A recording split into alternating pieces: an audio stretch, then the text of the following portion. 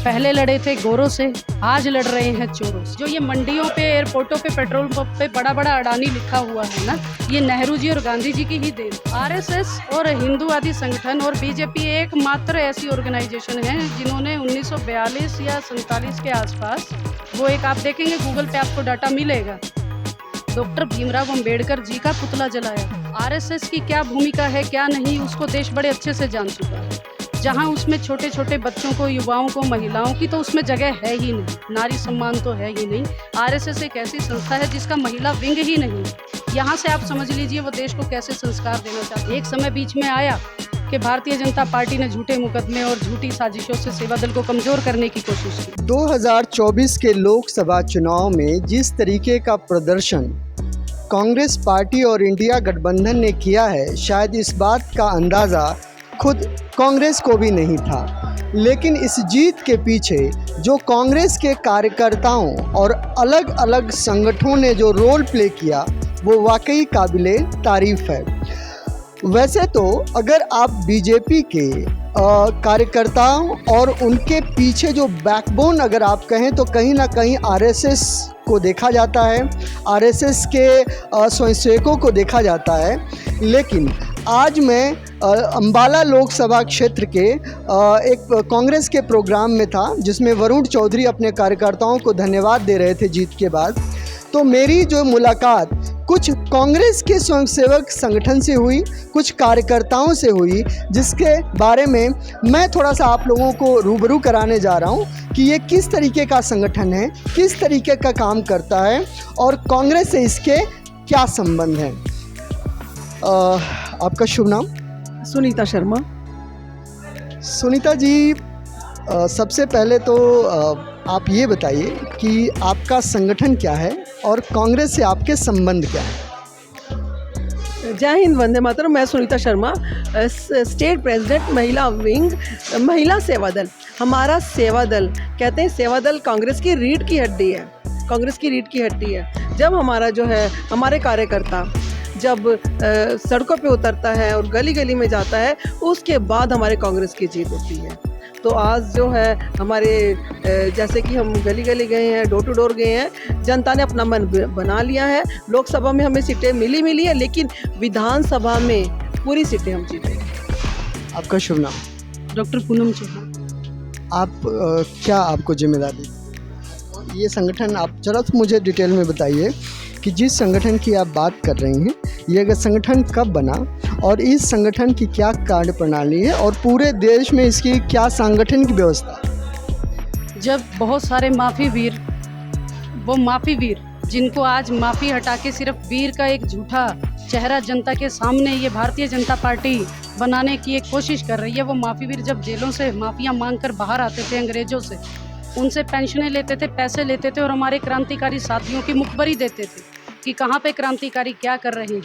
उस समय देश को, सुभाष चंद्र बोस जी को, लाला लाजपत राय जी को, महात्मा गांधी जी को, डॉक्टर नारायण सुब्बाराव हार्डिकर जी को, जो कि फाउंडर हैं अखिल भारतीय सेवा दल, उनको एक ज़रूरत महसूस हुई भारत माता के ऐसे बेटों की, ऐसी बेटियों की, जैसे सरोजनी नायडू जी, बहुत सारी ऐसी हमारी योद्धा, एक ज़रूरत महसूस हुई कि ऐसे कोई साथी होने चाहिए, ऐसे कोई कार्यकर्ता, ऐसे कोई भारत माता के वीर सपुत्र सुपुत्रियाँ होने चाहिए जो अपनी जान दे दे पर माफ़ी ना मांगे। उसका नाम रखा गया हिंदुस्तानी सेवा दल। संगठन मजबूत था, असहयोग आंदोलन, अंग्रेजों भारत छोड़ो आंदोलन, स्वाधीनता आंदोलन, स्वदेशी अपनाओ आंदोलन में अपनी कुर्बानियाँ दी, अपनी शहादतें दी।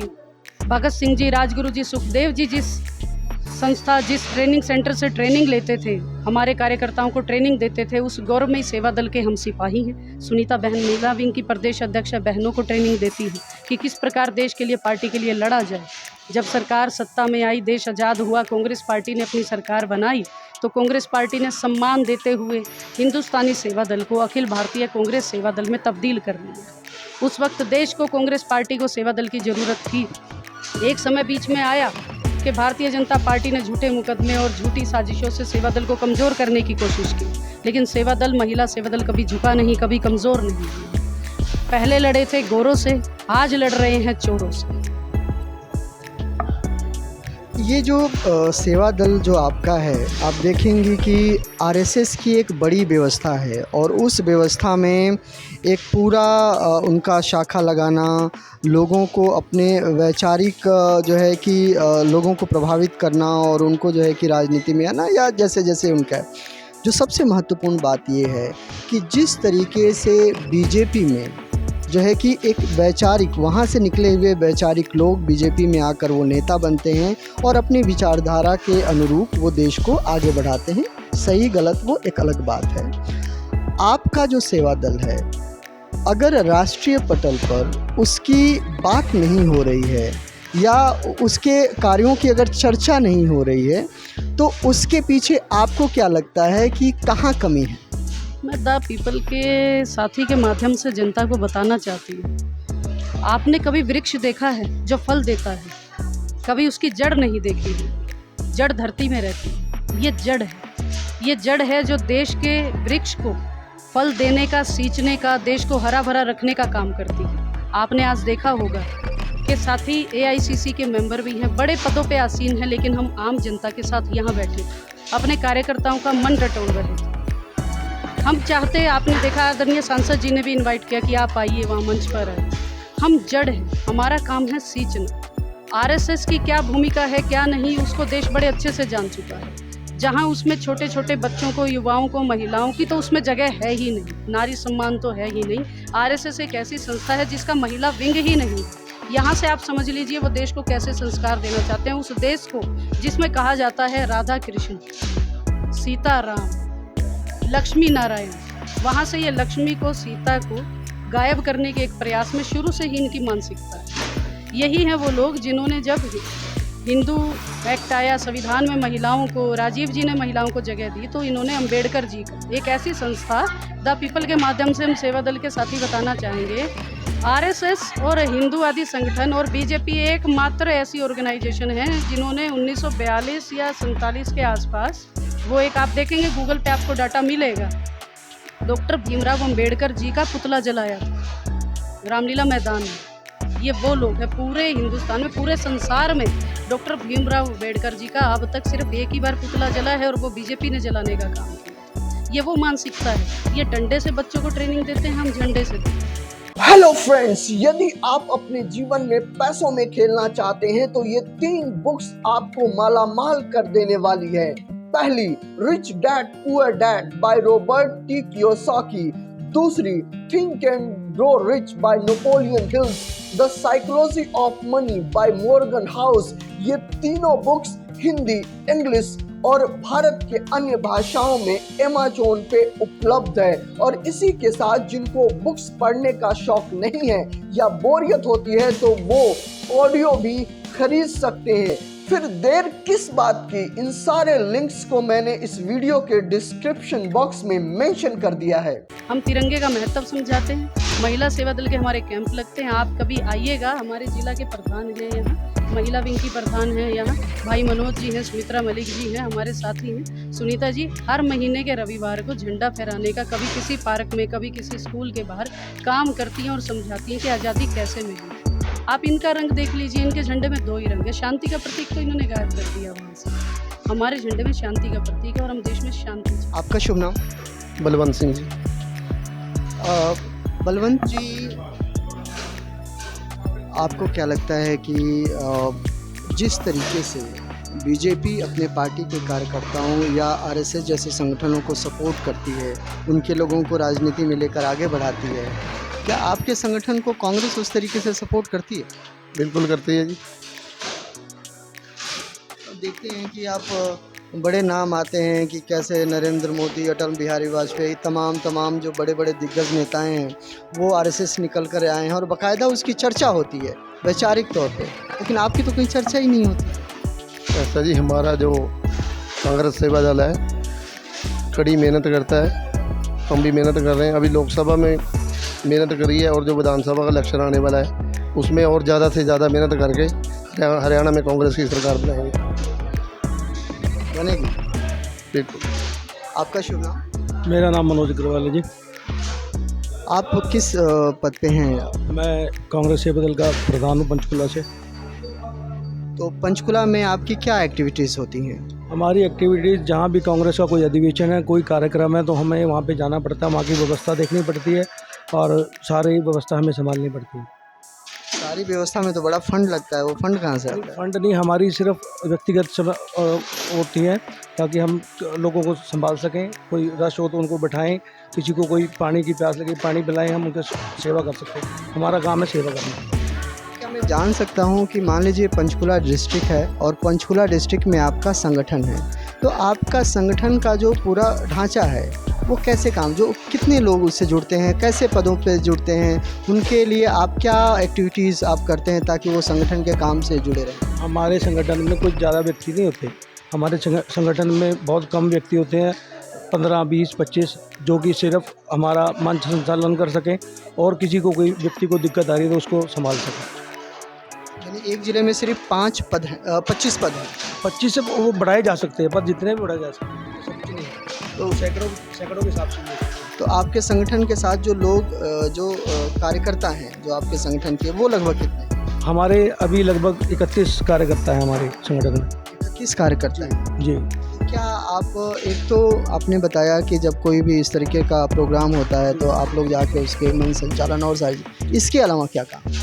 इसके अलावा हम लोगों को जागरूक करते हैं गांव में जाके। हर रविवार को हम झंडा अपना फहराते हैं और भी बहुत कार्य करते हैं। अब जैसे आपने बताया कि सेवा दल, उन्होंने कहा कि हम लोगों को जागरूक करते हैं, आपके हिसाब से पंचकुला में, या मैं महिलाओं की ही बात करूं, सबसे ज़्यादा महिलाओं की कौन सी ऐसी चीज़ें हैं जिसको जागरूक करने की ज़रूरत है और जो आने वाले समय में उनके जीवन को प्रभावित कर सकते हैं? अभी आपने महिलाओं को जागरूक करने की बात करी। मैं आपको ये बताना चाहती हूँ, हमारा सेवा दल, हमारा महिला सेवा दल 2-2 दिन के कैंप ऑर्गेनाइज करवाता है पूरे हरियाणा में, और पूरे हरियाणा में लगभग हमारे पूरे कैंप हो चुके हैं 22 के 22 जिलों में। 2 दिन के कैंप होते हैं, उसमें हम क्या सिखाया जाता है, उसमें हम अपने विचारधारा को जन जन तक पहुंचाते हैं। वहाँ पे उनके मुद्दों, महिलाओं के मुद्दों को उठाते हैं, उनको बताते हैं कि इस सरकार ने महिलाओं के ऊपर क्या क्या ज्यादती करी, और अगर अब भी हम नहीं जागे तो आने वाला समय ऐसा होगा जैसे अंग्रेजों का टाइम का था ना, हम बेड़ियों में जकड़े हुए थे, वैसे ही आने वाला समय हमारा होगा। तो इस तरीके से हम जो है जन जन तक जाते हैं और बताते हैं महिलाओं के मुद्दे, जैसे रसोई का मुद्दा होगा, और जैसे कि महिलाओं की आधी आबादी आधा हक, पढ़ाई का मुद्दा होगा महिलाओं का, और भी अनेक मुद्दे हैं जिस पर जो हम चर्चा करते हैं जन जन जाके। जैसे कि हमारे भाई ने बोला रवि मिलन, हमारे सेवा दल में रवि मिलन की एक प्रथा है। रवि मिलन कहते हैं कि हमें हर रविवार को, जैसे ये रविवार को जैसे छुट्टी होती है सबकी, तो हम रविवार के दिन घर घर तक जाते हैं और चाय पे चर्चा करते हैं, उनके प्रॉब्लम को सुनते हैं और आश्वासन देते हैं कि हमारे आने वाला टाइम हमारा होगा तो ये प्रॉब्लम उनकी हल होगी। ऐसे ही बहुत सारे मुद्दे ऐसे अध्यक्ष जी ने हमें बताया। अगर बताने बैठे तो काफ़ी जो है लंबी चौड़ी लिस्ट नज़र आएगी, लेकिन उसमें से कुछ मुद्दे अध्यक्ष जी ने बताया और मैं आपको बता रही हूँ। तो कार्यकर्ताओं की एक जो पहचान, एक पूछ, जो कांग्रेस पार्टी पे हमेशा इस बात का आरोप लगता है कि जो लोग आसपास जो लोग बैठे रहते हैं, जो घेर के बड़े बड़े लीडरों को बैठे रहते हैं, सिर्फ उन्हीं की बातें की जाती हैं, लेकिन बैकबोन पे जो कार्यकर्ता है उसकी बात नहीं की जाती। क्या व्यक्तिगत तौर पे एक संगठन को चलाते हुए और कांग्रेस का काम करते हुए क्या आपको इस बात का महसूस होता है? क्या नहीं है, इस बात का बिल्कुल भी महसूस नहीं होता। जितना हमारे संगठन ने काम किया है उससे ज़्यादा उनको तारीफ मिली है। कहते हैं ना, जब एक कार्यकर्ता को, साधारण कार्यकर्ता को तारीफ मिलती है तो वो और अच्छा काम करने की कोशिश करता है। तो आज पूरे हिंदुस्तान में हमारा सेवा दल एक ऐसा मात्र संगठन है जो जन जन तक जा रहा है और रूरल लेवल पर काम कर रहा है। आपने हाथ पे एक टैटू बनवा रखा है, ज़रा दिखाएंगे क्या आप? ज़रा मैं दिखा सकता हूँ, ये किसका है? ये मेरे पिताजी हैं। अच्छा। और हरियाणा में सेवा दल को इन्होंने उठाने का काम किया था। अच्छा। कांग्रेस पार्टी के सिपाही थे और बहुत सारी, चौटाला सरकार जब आई तो बहुत सारी यातनाएं सहकर भी कांग्रेस का जो झंडा अपने हाथ में बुलंद रखते थे, स्वर्गीय छोटा सिंह चौहान जी। बहुत प्यारे। आज वैसे भी फादर डे भी है, तो हमारे राजनीतिक गुरु भी हम सब सेवा दल वाले। हमारे राजनीतिक गुरु है। मैं राजनीतिक सेवा दल में लाने वाली बिल्कुल राजनीतिक मैं राजनीतिक बिल्कुल नहीं हूँ, लेकिन क्या है, जैसे ही मैं छोटा सिंह चौहान जी से मिली, उन्होंने कांग्रेस हमारे सेवादल की कहते हैं ना उसके बारे में बताया, तो उससे मुझे हुआ नहीं, हमें जुड़ना चाहिए। तो आज हमें जो है 10 साल हो चुके हैं सेवादल से जुड़े हुए। कहते हैं ना, अगर सेवादल का कहीं भी कैंप कुछ भी हो तो एकदम से फटाफट से हम भागे हुए जाते हैं और जो है वो प्रॉब्लम को हल करते हैं। हमारा कांग्रेस, हमारा सेवादल, मजाल है इस पर कोई आँच आ जाए, कोई आँच आ ही नहीं सकती। और परिवार की तरह हम काम करते हैं। आप बिल्कुल जो है कि पूरे ड्रेस कोड में हैं। आप, मैंने देखा काफ़ी सारे आपके कार्यकर्ता बैठे थे वो टोपी वगैरह लगा के, तो ये आपका ड्रेस कोड है क्या? ये हमारा ड्रेस कोड है, ये गांधी टोपी हमारा सर का ताज है। कहते हैं हमारी पहचान है, अलग से पहचान होती है, नहीं, ये हमारे सेवादल के सदस्य हैं और हमें आदर सम्मान उतना ही मिलता है। मैं एक बात पूछना चाहूँगा, क्योंकि आपका एक दल एक वैचारिक मंच भी है, कि भाजपा कांग्रेस खुद गांधी और नेहरू की बात नहीं करती, उसके कार्यकर्ता खुद गांधी और नेहरू की बात नहीं करते, बीजेपी ज़्यादा बात करती है गांधी और नेहरू की। आप लोगों के साथ इतना बड़ा एक नेता, एक बड़ा एक वैचारिक जो है कि एक पूरी संस्था, आप लोग क्यों जिक्र में उससे पीछे रह जाते हैं? ऐसा कहते हैं कि हाथ कंगन को आरसी, क्या पढ़े लिखे को फारसी। जिन्हें पता है कि उनका इतिहास गौरवमयी है, जिन्हें पता है कि उनके पूर्वजों ने देश की आज़ादी में क्या बलिदान दिया, जिनकी आज़ादी की कहानियाँ, जिनकी विकास की कहानियाँ, चाहे वो IIT हो, एम्स हो, सड़कों का जाल हो, एयरपोर्ट हो, जगह जगह जिनकी कहानियाँ लिखी हुई हैं, हमें नहीं लगता कि हमें जन जन तक जाकर ये बताने की ज़रूरत है कि कांग्रेस ने क्या किया, नेहरू जी ने क्या किया। इसके विपरीत, जब भी आपको अपने किसी पड़ोसी की या दुश्मन की, जब आप कुछ अच्छा ना कर पाएँ, आपके पास अपना कुछ बताने को ना हो, तो आप अपने पड़ोसी की या अपने प्रतिद्वंदी की, अपने विरोधी की कमियां बताया करते हैं। शायद इस वजह से हमारे जो ये पड़ोसी हैं, हमारे जो ये विरोधी हैं, खुद के काम इनके पास बताने को नहीं है। तो ये शायद हमारे ही पूर्वजों को याद करके।